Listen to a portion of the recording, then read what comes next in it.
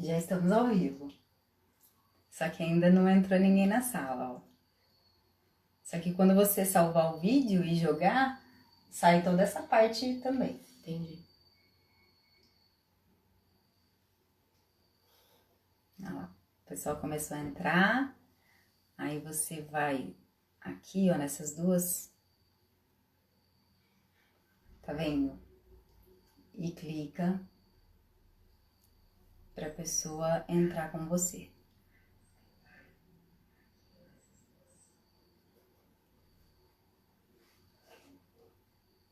Boa noite, Coronel. Já já a gente começa o nosso bate-papo, a nossa entrevista aqui sobre segurança pública. O tema de hoje é imperdível. Tem muita coisa pra gente conversar, pra gente trazer aqui para as pessoas.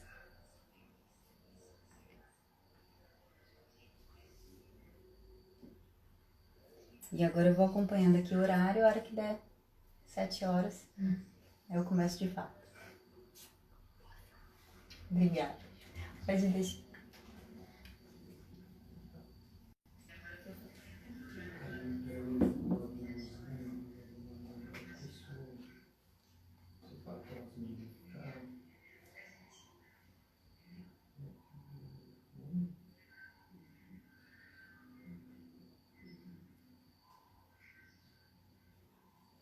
Aqui no It's My Live a gente fala um pouquinho de tudo, né? Já falamos bastante sobre saúde, sobre política, sobre economia. E tava faltando conversar um pouquinho sobre segurança pública, sobre as ações que têm sido realizadas, quais os protocolos que foram adotados, né, a partir da pandemia. Será que mudou alguma coisa no atendimento da polícia? Não mudou? Como é que tudo está sendo feito? A gente vai falar um pouquinho também sobre essa narrativa do Dória de um retreinamento dos policiais por conta de algumas ações que ele considerou excessivas. Então, saber como é que a polícia recebeu essa declaração dele, se consideram positivo esse novo treinamento, por quê? E eu já vou até apresentando aqui o meu convidado de hoje.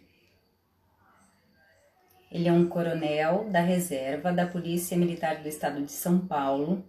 É também doutor em Ciências Policiais de Segurança e Ordem Pública, consultor internacional em Segurança Pública e secretário executivo da Defenda PM. Ou seja, tem um currículo e tanto para esclarecer todos esses pontos aí pra gente. É o Ernesto Puglia Neto. Eu vou esperar mais um pouquinho para chamá-lo aqui para nossa live, porque a gente marcou para 7 horas.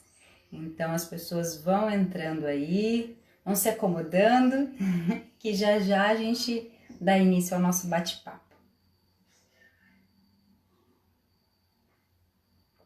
E essa semana tá cheia, viu, gente? Essa semana a gente tem mais um It's My Live na quarta, para falar de saúde. E na quinta-feira, para falar também de saúde e atividade física. Como é que as pessoas têm feito aí as suas atividades, principalmente com relação à corrida de rua. A gente tem um entrevistado que sabe tudo a esse respeito. Oi para todo mundo que tá entrando aí, tá me dando tchauzinho. E vai contar pra gente como é que tá sendo, não é? Com essa determinação do uso de máscaras por todo o estado de São Paulo, como fica a atividade física, usando máscara, tem algum segredinho, porque afinal de contas a máscara sufoca um pouco. Então, hoje, quarta e quinta-feira, a gente tem um encontro marcado, tem um compromisso, sempre às 7 horas da noite essa semana, tá bom? Ah lá, já deu horário. Vou convidar aqui o coronel.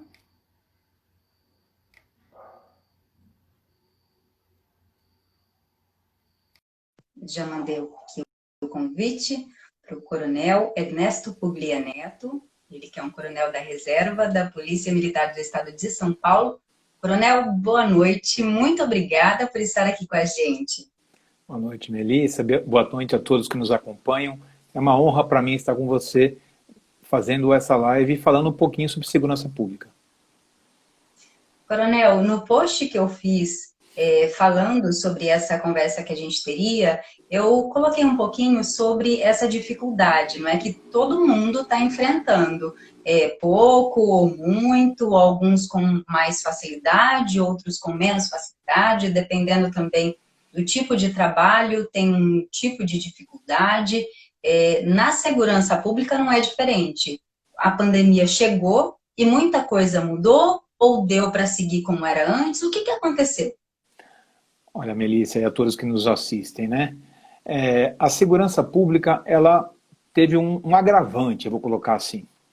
Porque além de tudo aquilo que todas as pessoas enfrentam e estão enfrentando já há quase 4 meses, né? Estamos há 4 meses nessa quarentena, a hora abre mais, fecha mais, algumas indecisões, tudo mais. E a segurança pública, a área da segurança pública, além de lidar com isso pessoalmente, ou seja, cada um dos policiais enfrentar os seus próprios problemas, ainda há um agravante que é lidar com as pessoas. As pessoas, de uma forma geral, elas estão estressadas, elas estão, algumas delas, confusas por uma questão de uma dificuldade de informação que às vezes acontece. Há um desencontro de informação do governo federal, governo estadual, governo municipal.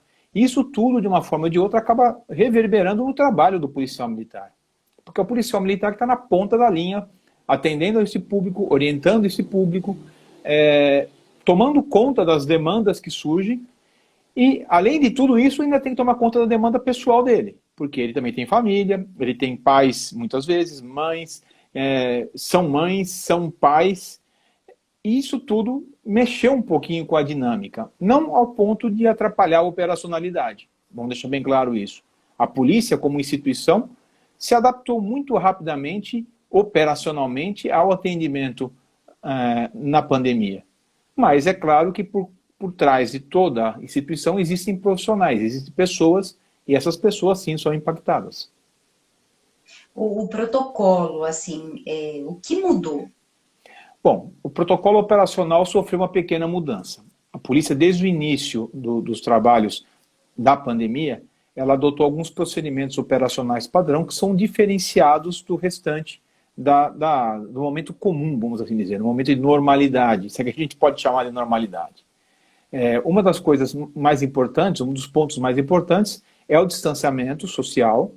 Então, talvez aqueles que já observaram um procedimento de polícia, perceberam que os policiais militares ficaram conversando mais longe das pessoas, então tentar manter aquele distanciamento mínimo de 1,5 m. Quando a pessoa não está portando máscara, orienta-se a pessoa a cobrir o rosto para falar com o policial, para evitar uma transmissão por gotículas. Os policiais militares têm que usar máscara, é obrigatório, desde o início da pandemia. Houve uma certa dificuldade, como acredito que todas as pessoas que tentaram comprar máscaras logo depois do início da pandemia, houve uma certa dificuldade na aquisição, mas foi superada essa dificuldade muito rapidamente pelo setor de logística da Polícia Militar, descentralizando as compras, né? Não houve aquela compra centralizada que demandaria muito, uma pesquisa muito grande, então fracionou-se essa compra, pôde-se comprar regionalmente, isso foi uma atividade muito, muito rápida de descentralização, então facilitou essa compra. Então, a gente pode dizer que houve uma resposta rápida. Então, mesmo que o policial militar não tivesse máscara, ele também deveria cobrir o rosto para conversar com as pessoas. A cada vez que houvesse o toque, para fazer uma busca pessoal, por exemplo, a orientação era usar luva, foi disponibilizado luva para isso, mas se não houvesse luva, ou se tivesse algum problema, terminou a abordagem, terminou o contato, álcool gel, fazer asepsia, não só da mão, mas do equipamento de uma forma geral. Então tudo isso foi rapidamente adaptado na operacionalidade.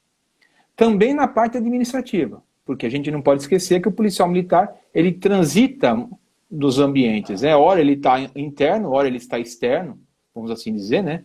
Ora ele está dentro do quartel, ora ele está fora do quartel. Então, a asepsia interna também houve uma certa diferença. Os policiais militares que trabalham internamente foram orientados a fazer a limpeza do seu equipamento. Os turnos que antes eram corridos para quem trabalhava na administração, de segunda a sexta-feira, vamos assim dizer, 8 horas semanais, 8 horas diárias, foram alternados para o mesmo turno do operacional, ou seja, 12 por 36, então segunda, quarta, sexta, terça, quinta e sábado. Isso para evitar o contágio, diminuindo a frequência dentro da área administrativa. Então, essas foram respostas rápidas que a Polícia Militar deu e que trouxeram uma segurança para o próprio policial trabalhar. Foram afastadas pessoas que estavam no grupo de risco. E com relação ao tipo de atendimento, coronel, vocês perceberam que mudou as solicitações para a Polícia Militar? Quando vocês chegavam, era um atendimento diferenciado? Nesse sentido, o que vocês notaram? Eu não estou mais no operacional, estou aposentado, mas conversando com os policiais que estão trabalhando na rua, é muito diferente as propostas, vamos assim dizer, né? Porque quando há uma abordagem policial, a resposta do cidadão é uma. O que a Polícia Militar passou a fazer desde o início da pandemia? Ela passou a trabalhar como uma definição que foi cunhada pelo comandante-geral, Coronel Fernando Alencar Medeiros. Ele colocou a seguinte proposta para a polícia: trabalhar como se fosse uma missão, a missão de auxiliar o cidadão.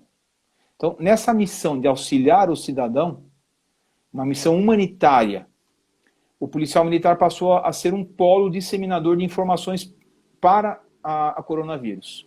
Então, nós tivemos a adoção de um procedimento, por exemplo, de transmitir via o alto-falante das viaturas. Toda viatura tem um equipamento luminoso e sonoro. Você consegue acionar de dentro da viatura o microfone externo. Transforma como se fosse aqueles carros que vendem pamonha, para usar uma expressão bastante comum que todo mundo vai lembrar, né? Tem lá o alto-falante externo e a pessoa que está dentro está falando. A polícia passou a adotar esse procedimento para disseminar informações sobre o coronavírus. O distanciamento, as regras de convivência. Isso acabou atraindo a atenção para um serviço diferenciado da polícia. Então, quando havia, nesse caso, uma interação com a população, era mais fácil porque a população entendia aquele processo da polícia. É claro que nas ocorrências policiais, de uma forma geral, não houve muita mudança, não. Então, a vítima de roubo continuava acionando a polícia, continuava com os mesmos problemas que a gente tem. O que houve foi uma diminuição no tipo de ocorrência, ou melhor, nos índices de ocorrências. Algumas ocorrências do ponto de vista de furto e roubo, principalmente furto e roubo de veículos, até pela diminuição da circulação, elas decaíram. Então nós tivemos uma redução de índices criminais nessa época. Ao passo que alguns outros tipos de ocorrência aumentaram. Briga de casal, confusão entre uma e outra vizinhos, por exemplo, por causa de alguns procedimentos que o vizinho está vendo lá uma série de pessoas se reunindo na casa do lado. Isso acaba trazendo informação para a polícia vai atuar dentro do possível. Então, algumas demandas modificaram. E com relação ao cuidado com o policial, teve que ter uma atenção diferenciada, uma atenção especial, para que esse policial não adoecesse tanto com relação à parte física, podendo ser uma vítima da Covid, ou mesmo com relação ao emocional desse policial? Qual tem sido o trabalho nesse sentido? Bom, a parte principal, a parte física, né, que é a parte que ele pode transmitir, inclusive. Não pode esquecer que o policial militar, ele contaminado, na atuação, ele pode transmitir essa doença. Então, existia uma preocupação muito grande em relação a isso. Então, adotou-se um procedimento, um protocolo de afastamentos muito detalhados. Se o policial militar tivesse qualquer tipo de sintoma, ele procurava o médico disponível na região dele, que a gente chama de unidade integrada de saúde, ele procurava esse médico e ele era afastado de imediato, colocado em quarentena. Então priorizou-se muito mais o afastamento e evitar qualquer tipo de propagação, tanto dentro do quartel quanto dessa pessoa para a população, do que mantê-lo em serviço. Por quê? Porque nós imaginávamos, a polícia imaginava, né? Eu não falo pela polícia, mas falo da polícia, daquilo que eu converso com as pessoas. Lembrando, eu não estou mais na ativa. Então eu converso com algumas pessoas que estão ali tomando decisões e essas pessoas informam algumas coisas para mim. Pensou-se o seguinte, eu tenho uma reserva. Reserva são os policiais administrativos. Então, se eu precisar, é melhor eu tirar o policial que está infectado ou possivelmente infectado do trabalho operacional, evitar que ele propague essa doença e eu substituo por policiais da administração. E assim eu vou trabalhando de uma forma bastante ágil. E deu certo. Nós não tivemos uma solução de continuidade no trabalho da polícia. Não houve decréscimo de atuação, não houve decréscimo de pessoas sendo atendidas na rua por falta de viatura, nada disso. Então foi uma estratégia muito bem implementada. Com relação à parte... E como especialista em segurança pública, qual a maior dificuldade que o senhor enxerga no enfrentamento para o trabalho de vocês? Bom, eu acho que eu tenho que tocar no segundo ponto que você mencionou, que é a parte da saúde mental. A polícia disponibilizou, desde o começo da pandemia, ela disponibilizou um telefone de contato para todos os policiais militares que, de segunda a sábado, poderiam entrar em contato com um apoio psicológico por telefone, como se fosse um antigo CVV, buscando orientação, eu estou estressado. Por quê? Porque, como você me perguntou, né, do ponto de vista de segurança, como especialista, o que eu posso colocar é o seguinte, a polícia ela já vinha numa escalada, os policiais já vinham numa escalada de estresse de trabalho. Por que estresse de trabalho? Porque eles estavam, a Polícia Militar de São Paulo é a segunda, de baixo para cima, pior, mais mal paga. Ou seja, de todos os salários das 27 polícias do Brasil, nós somos a 25ª. Em alguns casos, nós somos a 27ª. Em alguns postos de graduações, nós somos a 27ª. A última, a mais mal paga do Brasil. Mas, em média, estamos aí 25, 26. O policial militar, portanto, ele ganha mal. E o Estado de São Paulo, desde já há um bom tempo, começou a oferecer ao policial possibilidades de completar o seu salário fazendo atividades extras para o próprio Estado. É aquilo que nós chamamos de Jornada Especial Militar, a DGEM. Essa DGEM é o seguinte, eu trabalho 12 horas na rua, 12 por 36, esse é o padrão de trabalho do policial. Então, nas minhas 36 horas de folga, eu posso trabalhar mais 8 horas para o Estado. O Estado vai me pagar uma hora extra por essas 8 horas. Só que essas 8 horas são no mesmo serviço estressante que eu faço nas 12. Então eu trabalho 12 horas por 4 dias por semana, trabalho 48 horas oficialmente para a Polícia Militar. E nas minhas 72 horas que eu tenho de folga, eu trabalho mais 24 horas, mais 3 vezes de 8 horas para a Polícia Militar. Então ao longo da semana, em vez de eu trabalhar 48, eu trabalho 72 horas para a polícia. Para suprir um salário mal pago que deveria ser pago já desde o começo, para cobrir as 48 horas. Então eu tenho que trabalhar 72 para ganhar um pouquinho a mais para conseguir sobreviver no final do mês. E isso faz muito tempo. O governo PSDB tem minando o salário do policial paulista há 25 anos. Então isso está sendo acumulando. E o policial militar, ele vai acumulando trabalho, porque ele tem que botar comida em casa. Isso vai estressando. Aí chegou no momento do final do governo Alckmin, França, e o início do governo Dória. O governador João Dória, quando candidato, prometeu para todo mundo. É só entrar na internet aí e colocar lá. Não estou falando nenhuma mentira aqui. Ele é só colocar na internet e procurar as promessas do governador João Dória.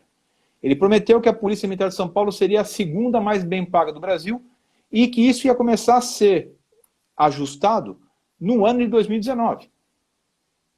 Chegou no ano de 2019, o Dória deu 5% de aumento para a Polícia Militar, que não repunha nem direito a última perda inflacionária, que foi de 4 pontos qualquer negocinho. E isso desanimou demais o efetivo da polícia. Então, já vimos estressados, chega num momento político, de mudança política, onde se esperava alguma coisa, essa mudança política não aconteceu, e para coroar de uma forma bastante negativa tudo isso, entra a pandemia. Então, ao cenário que o policial militar estava vivendo e passou a viver muito mais intensidade a partir agora da pandemia. Para você ter uma ideia, e quem está nos assistindo tem uma ideia, a taxa de suicídio do policial militar em São Paulo é 5 vezes maior que a taxa de suicídio da população em geral. Isso é um dado assim terrível. E a taxa de suicídio, a gente percebe que aumentou drasticamente nessas últimas semanas. Aqui em Rio Preto, infelizmente, toda semana praticamente a gente tem notícia de um suicídio na cidade. E fica muito triste, não é? Porque não vê perspectiva, não vê um caminhar positivo com relação a tudo que está acontecendo. Então, essa é uma preocupação que eu ainda entendo que o governo não se atentou para isso. Nós estamos perdendo pessoas, não só policiais militares, mas a população em geral, pessoas que estão num momento muito especial da vida, nós estamos perdendo por falta, muitas vezes, de acolhimento. No caso da polícia militar, do policial militar, nós temos problemas sérios de desalento. A polícia faz tudo o que é possível, como instituição, mas ela não pode dar aquilo que ele precisa, que é aumento salarial. Hoje, o policial militar precisa em São Paulo de aumento salarial. Não adianta... E isso, pelo visto, por enquanto, nem pensar. Não, até 2021 nunca. Porque existe um decreto ou melhor, existe uma lei federal que proíbe a concessão de aumento. Mas não proíbe a concessão de reajuste. Ou seja, a perda inflacionária pode ser concedida. Eu quero ver se o governador João Dória vai conceder pelo menos a perda inflacionária para as carreiras que estão na linha de frente. Não é só a polícia militar. Quantos médicos perderam a vida nessa pandemia? Quantos enfermeiros perderam a vida nessa pandemia? Quantos médicos e enfermeiros são contratados pelo Estado e estão aí sem o devido reconhecimento também, essas pessoas? Então, algumas carreiras que não têm condições de fazer, pelo amor de Deus, nada contra quem tem condições de fazer home office. Eu sou casado com uma psicóloga que está fazendo home office, está atendendo seus pacientes de casa. O risco, nessas circunstâncias, é muito menor que quem está na ponta da linha, como um enfermeiro, um médico, como psicólogos que trabalham dentro de hospitais, por exemplo. Então nós temos que enxergar que existem diferenças muito grandes.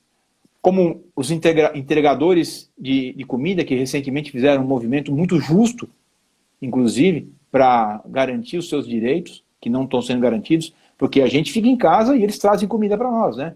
Aqueles que têm condições de comprar uma comida. E muitas vezes não são reconhecidos. Nem muito obrigado eles recebem muitas vezes quando fazem a entrega de um alimento ou de qualquer bem que estão trazendo. Então tudo isso tem que ser muito bem equilibrado dentro de um parâmetro do governo. E o governo, na minha visão, e aí eu posso falar, eu tenho não está no currículo que eu mandei para você, mas eu tenho uma ligação muito grande com a parte da liderança estratégica, da gestão. Gosto muito, tenho até um canal YouTube que eu dedico a isso. E a gente nota que em termos de gestão, de liderança, de governança, nós não temos, desde o governo federal ao governo municipal, aos governos municipais, passando pelos estaduais, nós não temos um alinhamento, uma concatenação de ideias, uma concatenação de ações que, infelizmente, tem levado a esse quadro que nós estamos vendo. O pessoal está lembrando aqui, aconteceu com a Polícia Civil, acho que deve ter acontecido também com a Polícia Militar. O aumento é pouco e aí mudou com relação ao desconto da Previdência, teve uma alteração lá que também prejudicou bastante, não é, a categoria? Exatamente. Para os policiais militares, afetou muito mais os inativos do que os ativos. Para os policiais civis, afetou todos praticamente da mesma forma. Mas houve esse problema, sim, que para os policiais militares é um reflexo de uma lei federal, para os policiais civis, um reflexo de uma medida adotada pelo governo paulista, pelo governador João Dória. E diante desse desalento que o senhor está citando aqui, essas declarações do governador de que a polícia tem tido algumas ações, cometido alguns excessos, como é que a categoria recebeu isso daí e indicando esse retreinamento? O que seria esse retreinamento e vocês consideram isso algo positivo?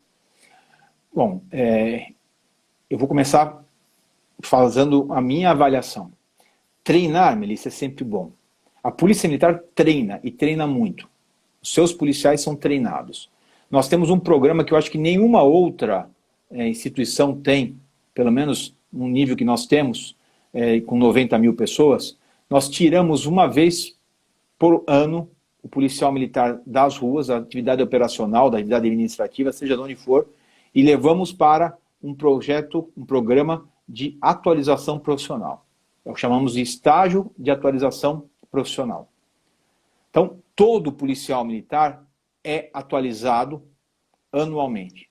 Todo, sem exceção. É obrigatório. Sem isso, ele não consegue evoluir na carreira. Não consegue fazer um curso, não consegue ser promovido. Ele é obrigado a se atualizar profissionalmente. Ou seja, nós fazemos o nosso retreinamento, chame como quiser. Retreinar já até eu acho até pejorativo esse termo. Nós atualizamos o nosso policial profissionalmente todo ano. Infelizmente, erros acontecem. Estão talvez acontecendo mais erros do que aconteciam antes? Provavelmente sim. Porque, como eu disse, o policial militar está trabalhando estressado. Ele está trabalhando no limite. Ele faz o melhor possível. Ele busca fazer o melhor possível. Se vocês observarem, todas as ações equivocadas que a polícia militar tem perpetrado e tem sido mostrada pelos órgãos, pela mídia, na forma geral, são para mais. São atitudes de ação, não de omissão. É o policial militar que está querendo fazer o certo e está errando ao fazer o certo. Está exagerando. Isso é uma desculpa? Não, não é uma desculpa. Mas mostra o quanto ele está interessado em resolver um problema que muitas vezes não é dele. Nós precisamos conscientizar o policial que ele não deve fazer isso. Só que, para isso acontecer, eu tenho que fazer um trabalho muito mais amplo que um mero retreinamento proposto pelo governador, que no final das contas nada mais é do que colocar o policial numa sala de aula para ter uma reunião ou para assistir um vídeo de EAD. É um absurdo isso. É ridículo. A proposta, na minha opinião, que devia ser rechaçada, inclusive sob o ponto de vista econômico. Fere, inclusive, o aspecto econômico da coisa. Eu estou empregando mal o dinheiro público. Eu não sou contra treinar, muito pelo contrário.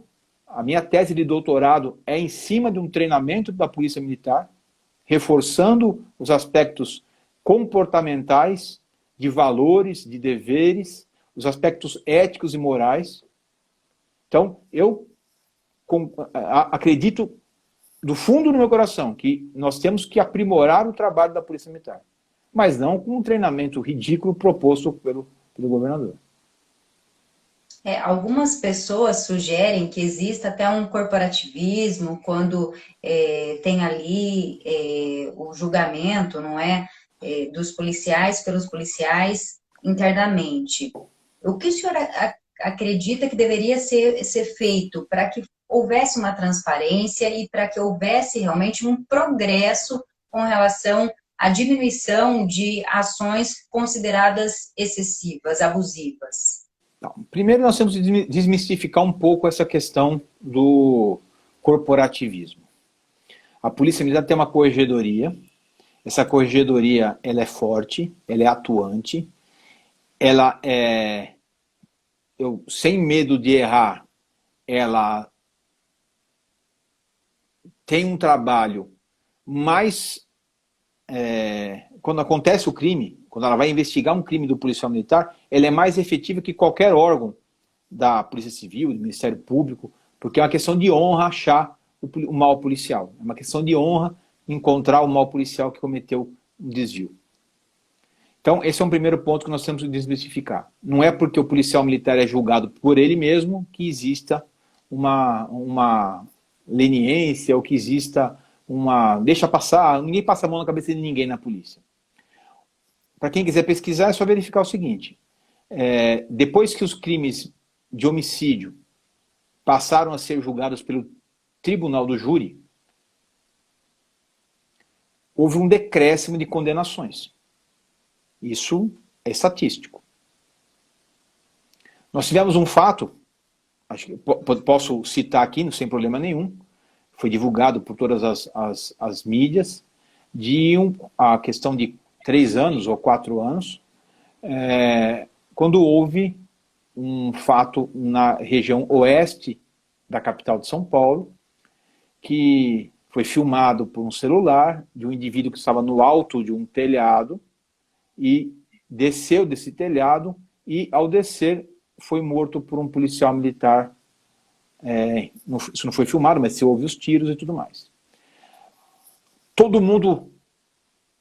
Houve uma grande comoção. Não pode, isso é absurdo, como é que pode, como é que não sei o quê. Essas pessoas, esses policiais militares, foram absolvidos pelo tribunal do júri. Talvez se fosse pelo Tribunal de Justiça Militar, teriam sido absolvidos? Eu não sei, não posso afirmar isso. Mas o aspecto do tribunal do júri, que é a comoção pública, que afeta os membros do povo, quando o advogado dos policiais vai lá e mostra a ficha corrida do cidadão lá, matou tantos, traficava, estuprou, roubou, isso comove o jurado. Isso não comove o oficial que está fazendo o tribunal, está julgando no tribunal do júri, porque ele faz um julgamento técnico. Mas essa é a minha visão. Então, tudo isso que se fala de corporativismo cai por terra quando se observa as estatísticas. Do mesmo jeito, a Polícia Militar corta na carne, como a gente fala, né? Ou seja, faz um processo demissório muito rápido e tira os maus policiais do seio da corporação. Então, todo ano, nós temos vários policiais militares que são submetidos a processos administrativos e são exonerados, expulsos, demitidos. Existem vários policiais militares que são absolvidos na justiça comum, no tribunal do júri principalmente, mas são expulsos da corporação ou demitidos da corporação nos procedimentos administrativos. Por quê? Porque não existe o corporativismo.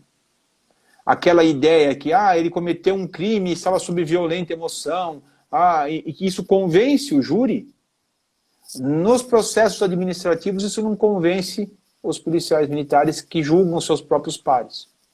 Então, essa é uma ideia totalmente equivocada. Isso pode ser verificado de pronto, somente com as estatísticas que existem disponíveis por aí. E Coronel, existem críticas também quando um policial tem uma conduta, como essas que a gente vê em vídeos que viralizam aí na internet, uma conduta considerada reprovável. Normalmente ele é tirado da rua e parte para serviços administrativos. Aí as pessoas têm a impressão de que ele está sendo premiado. Não é bem assim essa proporção. Não, não é. Recentemente, houve uma alteração interessante dentro da disciplina da Polícia Militar, vamos colocar assim, né? Uma norma federal proibiu as penas restritivas de liberdade administrativas. Quase todas as polícias do Brasil tinham em seus regulamentos disciplinares a possibilidade de recolher os policiais militares que cometessem transgressões disciplinares graves ou gravíssimas, presos administrativamente. Uma norma federal proibiu isso.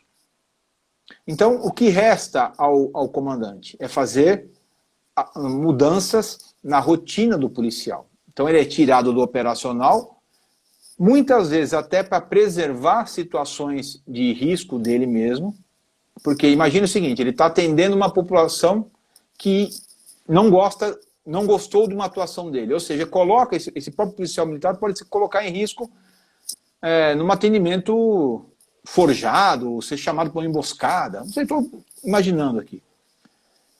Quando se tira ele da rua, se coloca no serviço administrativo, para quê? Para minimizar a possibilidade dele cometer novamente alguma coisa, ou então ter algum tipo de deslize.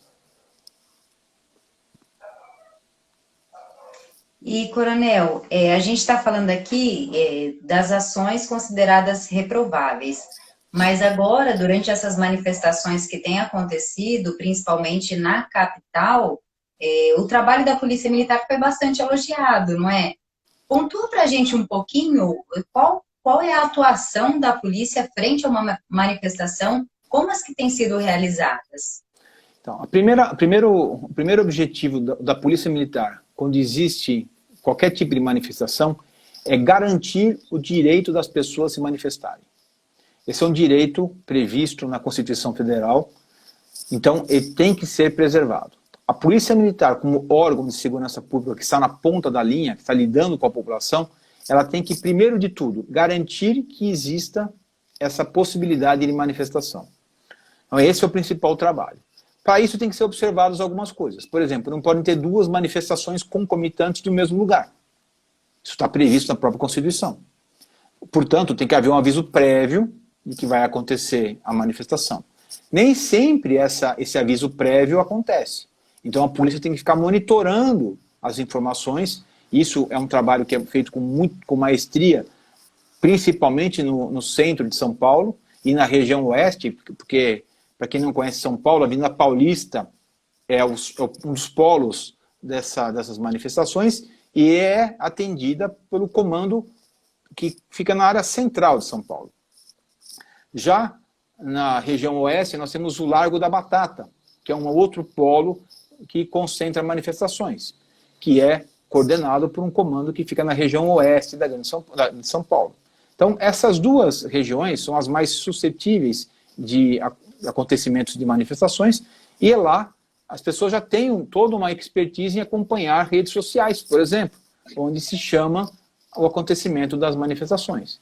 E sempre que se verifica que vão acontecer duas manifestações, principalmente contrárias uma à outra, de objetivos contrários, no mesmo lugar, aciona um alerta para a polícia. E aí se negocia com os manifestantes, como aconteceu recentemente, numa manifestação que estava prevista, duas manifestações previstas, uma contrária ao governo Bolsonaro, outra a favor do governo Bolsonaro, para a Avenida Paulista. Se negociou com o auxílio do Ministério Público e se determinou o seguinte: numa semana os contrários fazem na Paulista, na outra semana os favoráveis fazem na Paulista. E vai alternando. E se deu a opção, e isso tudo funcionou muito bem. Então esse é o primeiro ponto da Polícia Militar. Garantir que a manifestação efetivamente aconteça. Que as pessoas possam se manifestar. O segundo ponto é, dentro dessa manifestação, que ela aconteça de forma pacífica, sem nenhum tipo de violação aos direitos das pessoas, e sem violação também ao patrimônio público e privado. O que a gente via em 2013, dos black blocs destruindo agências bancárias e outros bens públicos ou privados, é a obrigação da polícia evitar que isso aconteça. E ela atua dessa forma. E quando chega o momento de encerrar a manifestação, a polícia vai agir para que isso aconteça. Tudo é combinado, Melissa, tudo é combinado. A polícia tem hoje ela tem uma figura que é uma inovação que quase nenhuma outra polícia no mundo tem, que é o mediador. O mediador, ele está identificado nas manifestações com um colete escrito lá, mediador. Esse mediador, ele vai até os manifestantes e faz a interface com essas pessoas. E eles combinam como vai acontecer. Se houve reuniões prévias, que muitas vezes acontecem, essas reuniões prévias prevêem como vai ser a dinâmica daquela manifestação. Se não houve manifestações prévias, reuniões prévias, no começo da manifestação se combina o que está acontecendo, o que vai acontecer, como vai transcorrer aquilo ali, vai ser parada, vão se movimentar, vai ter um deslocamento, até onde vai ser o deslocamento, qual é o horário previsto de encerramento. Tudo isso é negociado. E, obviamente, se negocia uma vez, muitas vezes no meio do caminho se negocia uma segunda vez, muda-se de liderança muito rapidamente do outro lado, esse é um fato também muito característico nas manifestações de São Paulo. Se começa a negociar com uma pessoa e de repente aparece um outro líder no meio da manifestação, até o ponto em que não há mais condições de negociar. Por quê? Porque vai ferir algum tipo de acordo anterior. Vou dar o exemplo dessa última manifestação que houve no Largo da Batata, onde houve, ao final, a necessidade da atuação da Polícia Militar para dispersar as pessoas que estavam ali. Por quê? Porque elas queriam continuar a sua marcha até a Avenida Paulista. E havia uma determinação judicial de que aquela manifestação que aconteceria no Largo da Batata não poderia ir até a Paulista, justamente para não haver conflito com quem estava na Paulista. Então a Polícia Militar, nessa circunstância, não é que ela não quer, ela tem que cumprir a ordem judicial que ela recebeu. E aí ela tem que agir de acordo com aquilo que os manifestantes se opõem à ordem judicial. Mas a principal ação da polícia é garantir que todos possam se manifestar de acordo com a Constituição Federal. Agora, Coronel, a Polícia Militar, a partir da eleição do presidente Bolsonaro e até do governador Dória, não é, que falava muito também sobre uma atuação mais firme, mais enérgica da polícia, ela tem hoje uma liberdade maior de atuação ou não? Continua seguindo as mesmas regras, o mesmo protocolo, vamos dizer assim? Melissa, as leis são as mesmas. Não mudou absolutamente nada. Quem fica ouvindo, a polícia é bolsonarista, agora é a moda, né? Desculpem falar, até você é do meio jornalístico, você é jornalista, mas muitos jornalistas querem colar na Polícia de São Paulo a peste de ser bolsonarista. Isso não existe. Uma instituição não é bolsonarista, não é dorista, não é alquimista, não é petista. Uma instituição ela é perene, ela existe independente de qualquer governo que estiver lá. O governador daqui a 2 anos e meio acaba. Foi embora, o Dória vai embora, o Alckmin foi embora, o Bolsonaro vai embora. A polícia fica, ela existe há mais de 180 anos. Foi criada em 15 de dezembro de 1981. Então, ela existe e vai continuar existindo sempre. Não tem esse negócio. E a lei é a mesma, não mudou nada. Não mudou absolutamente nada. Havia um projeto do Moro de querer diminuir querer aumentar as situações de legítima defesa, o distrito com dever legal. Na minha visão, totalmente desnecessário. A polícia já tem mecanismos suficientes para resguardar a ação dela através das situações previstas no Código Penal de excludente de criminalidade, de licitude. Não precisamos de mais nada. Está lá, já muito bem colocado. E o policial militar tem que ser técnico e profissional o suficiente para agir de acordo com os parâmetros legais. Então, isso é uma besteira enorme. Nós não tivemos nada de mudança para falar, agora está mais mais leniente, o policial militar pode ter mais liberdade. Não existe isso. Os parâmetros são legais, são procedimentais, nem procedimento, nem lei mudou no Brasil até agora. E essa adjetivação coloca vocês como polícia militar mais bolsonarista. Isso é ruim para a instituição, você acredita? Qualquer vinculação com qualquer tipo de político é ruim para a instituição. É ruim para a instituição. E eu só queria acrescentar um detalhe, que o Bolsonaro está muito distante da Polícia de São Paulo. Muito distante. Ele é presidente da República. Eu reputo que faz um estrago muito maior uma declaração e um exemplo dado pelo governador do que pelo presidente. Quando o governador falou, o ano passado, que a partir de 1º de janeiro de 2019 a Polícia Militar ia atirar na cabeça para matar, essa declaração ela é terrível. O cidadão devia ficar prestando atenção muito mais naquilo que fala o governador João Dória do que fala o presidente Bolsonaro. Porque quem dita o funcionamento da Polícia de São Paulo é o governador João Dória, não é o presidente Bolsonaro. Quando o governador João Dória criou os batalhões de ações especiais de polícia, os BAEPs, espalhou o BAEP por São Paulo inteiro.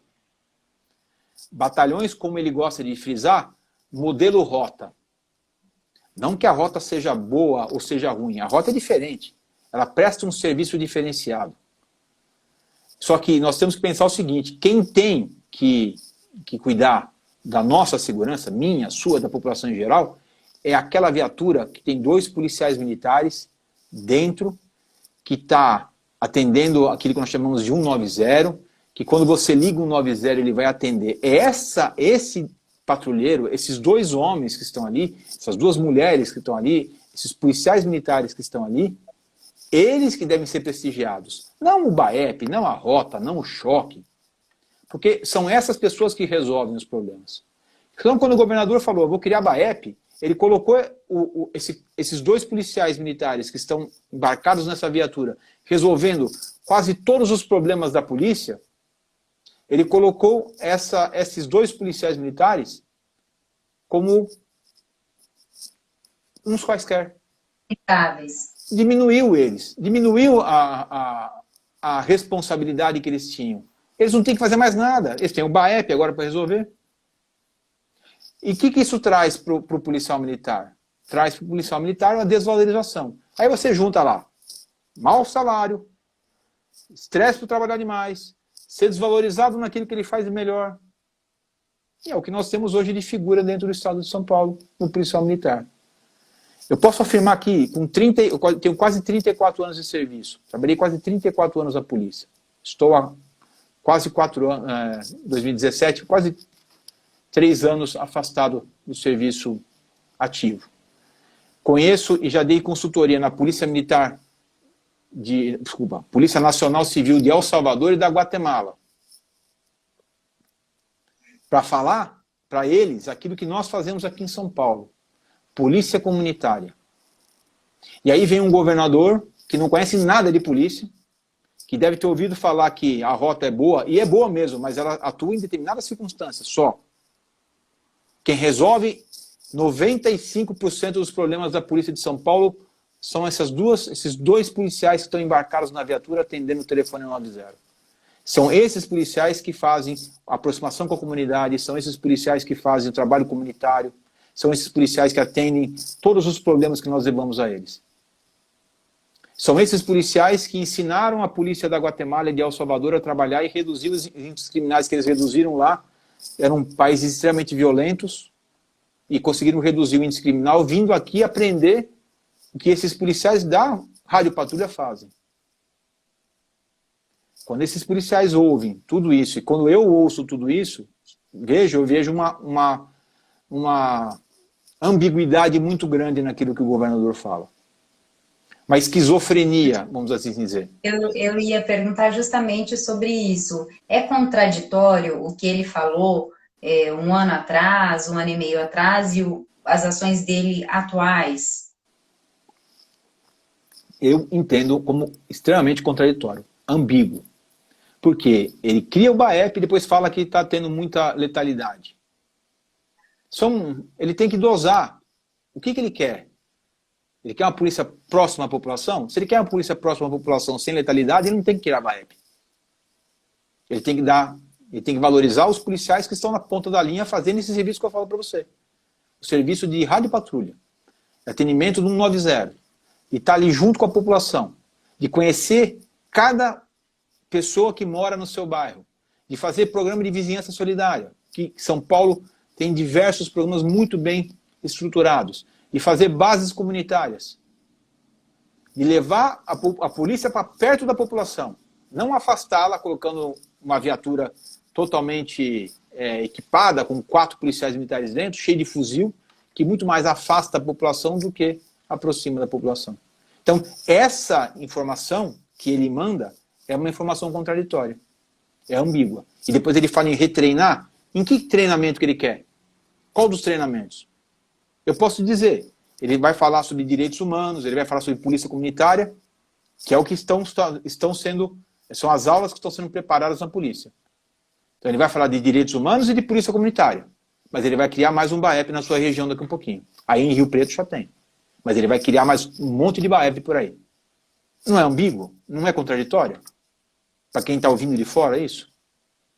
E como especialista em segurança, o caminho para a diminuição da criminalidade é justamente esse, o da polícia comunitária, o da polícia próxima? Sem dúvida nenhuma. Sem dúvida nenhuma. Eu não tenho a mínima dúvida. E isso perdão os salvadorenhos que estão me ouvindo, se tiver algum, e que venham a me ouvir depois, os guatemaltecos que estão me ouvindo. A polícia da Guatemala completa agora, dia 15 de julho, 23 anos. E eu tenho uma satisfação enorme de ter podido contribuir com um pouquinho, ao longo dos últimos 3 anos, da filosofia que eles implantam lá agora. Então, eu brinco o seguinte, El Salvador e Guatemala, principalmente El Salvador, que partiu de um pico muito maior, de quase 100 mortes por 100 mil habitantes. Um absurdo. E chegou à metade, reduziu menos da metade, em menos de 10 anos. Então, aplicando técnicas que aprenderam aqui em São Paulo. Se em El Salvador, que é um país pobre, que é um país que tem problemas muito grandes financeiros, econômicos, a maior parte do PIB el-salvadorenho é oriundo de remessas internacionais de dinheiro de 1/3 da população el-salvadorenha que mora nos Estados Unidos. A maior parte deles ilegais. Então, se lá deu certo, por que aqui em São Paulo não dá? Não daria. Essa aproximação, o policial tem que conhecer a comunidade tem que conhecer o policial pelo nome. Eu tenho certeza que você não sabe qual é o policial militar que atua na sua região. Hein? Ele nunca te visitou em casa. Lá em El Salvador, o policial visita o cidadão na casa. E sabe com quem que ele aprendeu isso? Com a gente. Com a gente aqui em São Paulo. Com a gente aqui em São Paulo. Por que nós não fazemos isso? Porque vira e mexe aparece um iluminado, como apareceu alguém que deu essa ideia para o governador João Dória. Acho que ele não teve essa ideia sozinho. Se teve, é lamentável, por não ter consultado a polícia. De colocar a BAEP, de colocar um monte de batalhão especial que faz... Não, nós temos que centrar... A polícia tem que ficar perto da população. É só assim que nós vamos reduzir a criminalidade. Com informação, com confiança, com tudo isso. Agora, Coronel, a gente já caminhando para o fim da nossa live, uma frustração e uma alegria diante de tudo que está acontecendo nesse momento.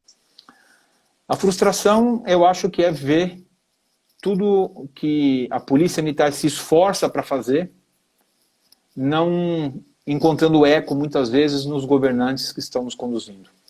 Seja no nível estadual, municipal ou federal. Porque a instituição ela tem um poder de crescimento, de inovação, que é sem igual. Volto à primeira pergunta que você me fez, né, da rapidez de adaptação. A polícia se adaptou muito rápido a novas circunstâncias. Então ela teria condições de contribuir muito mais se ela fosse ouvida, se ela fosse respeitada, se fosse possível trabalhar. Essa é a minha principal frustração. A minha principal alegria é ver justamente que muita coisa que nós fazemos internamente na polícia tem reverberado positivamente dentro da sociedade. Embora muitas vezes nem, sem reconhecimento de quem está acima, né, até do governador, do secretário, da própria mídia muitas vezes, a grande mídia principalmente, mas que essas pequenas ações elas têm reverberado muito bem. Vou falar de Rio Preto, da sua região. O CPI 5, que é o Comando do Policiamento do Interior aí da região de Rio Preto, fez algumas lives com a sua banda de música. E conseguiu arrecadar comida,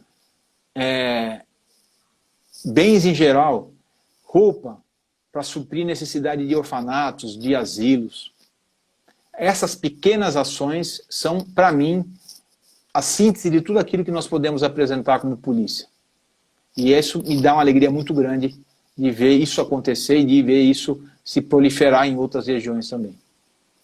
Então, talvez, se a gente conseguisse juntar a minha alegria com a minha frustração, contaminando quem está acima com essas ações e tudo mais, e ver um rumo da polícia tomar um rumo diferente, acho que seria muito interessante. Eu acho que hoje a gente cumpriu um papel de aproximar a polícia da comunidade, porque com certeza muitas pessoas que vão assistir, que estão assistindo, vão ter esse olhar mais humano para o policial. Exatamente. Como eu disse, a grande mídia precisaria fazer mais isso que você está fazendo. Levar a polícia militar a ser conhecida efetivamente. Não colocar os pontos negativos que, infelizmente, acontecem, mas são só os pontos negativos que são mostrados muitas vezes. Você, com essa ação, promove o fortalecimento da polícia. Parabéns pela sua atitude. Espero que mais pessoas tenham essa mesma atitude. Que você voltando, que eu vi que você hoje anunciou que está retornando ao SBT, então, que você retornando consiga faça uma pauta lá, específica sobre as boas ações da Polícia Militar. Tem muita coisa boa para mostrar, garanto para você. Não, essa questão da live que o senhor citou aí, a gente fez um ao vivo antes de eu sair, eu tive contrato de trabalho suspenso, né, durante 2 meses, e acho que uma semana antes de eu sair, a gente fez um ao vivo para chamar o pessoal para assistir a live da Polícia Militar, foi bem legal. Maravilha, parabéns. A gente precisa disso mesmo. Bom, coronel, eu agradeço muito a participação do senhor, a disponibilidade, o tempo aí que o senhor teve aqui com a gente, esse compartilhamento de todo o conhecimento do senhor conosco. Agradeço de coração e desejo tudo de bom, sucesso e uma excelente semana. Muito obrigado, Melissa, a você e a todos também. Foi uma honra participar. Estou sempre às ordens, estamos à disposição. Uma satisfação conversar com todos e fico à disposição também. Muito obrigado, uma boa semana a você. Igualmente.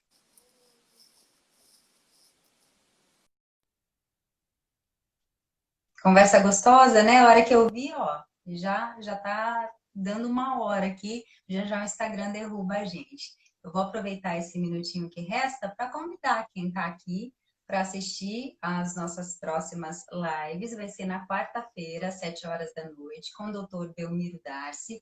Eu conversei com ele logo que eu dei início ao projeto e o doutor tem uma fala muito fácil, muito didática, ele é muito claro nas colocações dele sobre saúde, sobre o que fazer diante do perigo aí do coronavírus. Ele vai falar um pouquinho se existe tratamento, o que você pode fazer para se cuidar, para não adoecer, e se adoecer, quais os cuidados que deve ter para não agravar a situação. Na verdade, na quinta-feira a gente também tem um encontro com Marcelo Arroio. Ele é empresário aí no ramo de corrida de rua e vai falar um pouquinho sobre como está toda essa situação. Tem algumas novidades aí virtuais que ele vai explicar direitinho para a gente como é que funciona. Então, olha, 2 dias eu espero você, na quarta e na quinta-feira, às 7 horas da noite, tá bom? Um beijo grande, obrigada para todo mundo, por todo mundo que acompanhou essa live de hoje. Até quarta-feira.